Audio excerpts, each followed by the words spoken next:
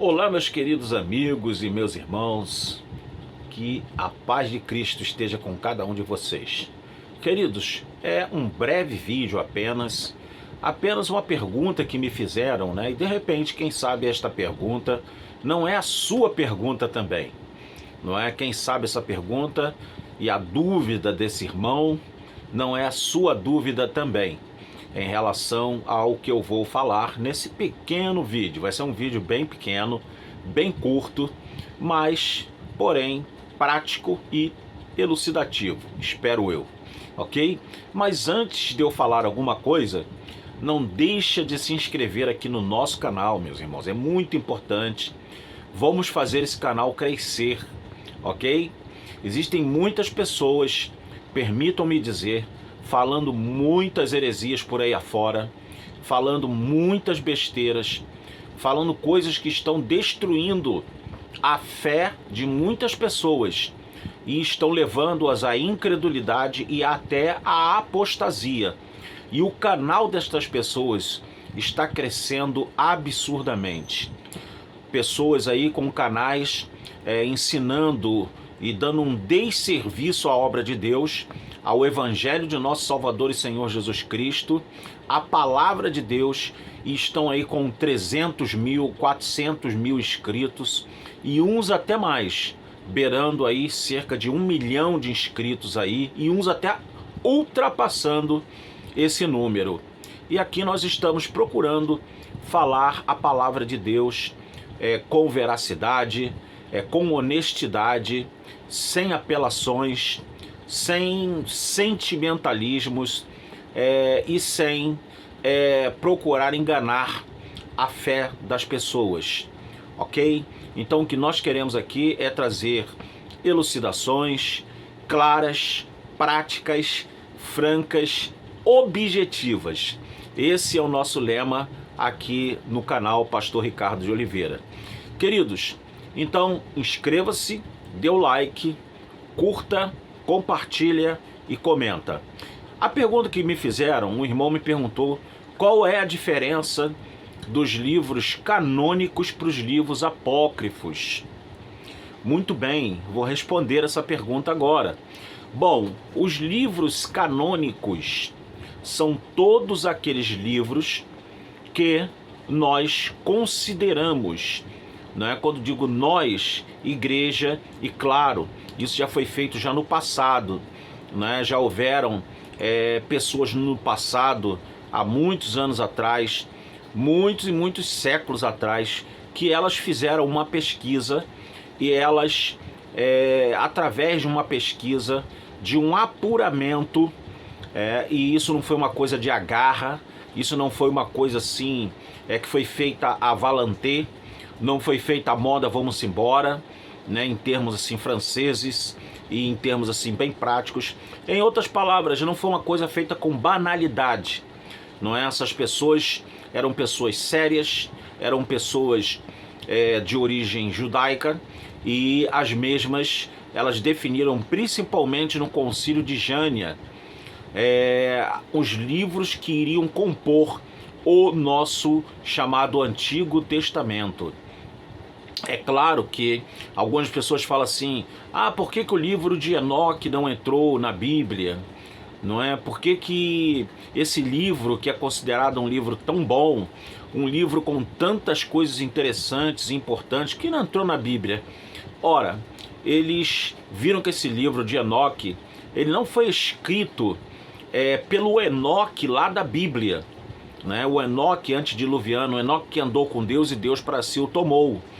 Então, os mesmos eruditos judaicos acharam por bem não incluir esse livro no cânone do Antigo Testamento. Já no cânone, né, os canônicos do Novo Testamento, eles foram investigados, foram averiguados, e decidiu-se que, principalmente para que os livros fossem canônicos e decididos pela canonicidade e autenticidade dos mesmos, haveriam alguns requisitos, que esses requisitos deveriam ser preenchidos a fim de corroborar a autenticidade e a autoridade desses livros.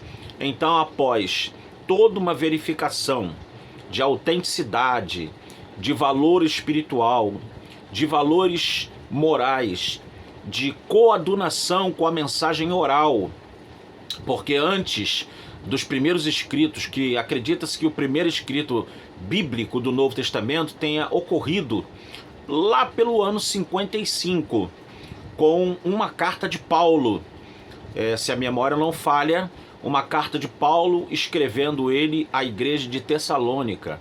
Então acredita-se que foi o primeiro escrito, já que os evangelhos datam aí do ano 60, alguns botam ano 70, não é? Mas alguns já até creem que foi lá pelo ano 60, uns já estão colocando até ano 59, porque a crítica textual ela está crescendo bastante, a fim de nos elucidar essas questões de autoria, de data dos livros.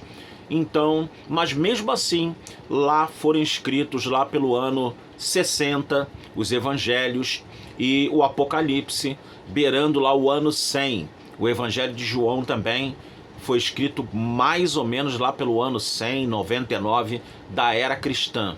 Então vejam que havia toda uma tradição oral e que a mesma foi trazida à escrita pelos escritores do chamado Novo Testamento, ou Brit Hadashah, segundo linguagem judaica. Então, livros apócrifos, o que são?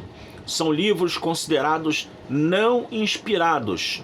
Agora, por que não inspirados? Porque se você for ler com atenção os livros apócrifos, eles apoiam algumas práticas pagãs, eles apoiam algumas práticas que não corroboram com a mensagem dos evangelistas, que não corroboram com as mensagens das cartas de Paulo, das cartas de Pedro e de João, e não corroboram com a epístola de Tiago e de Judas, que são as epístolas universais.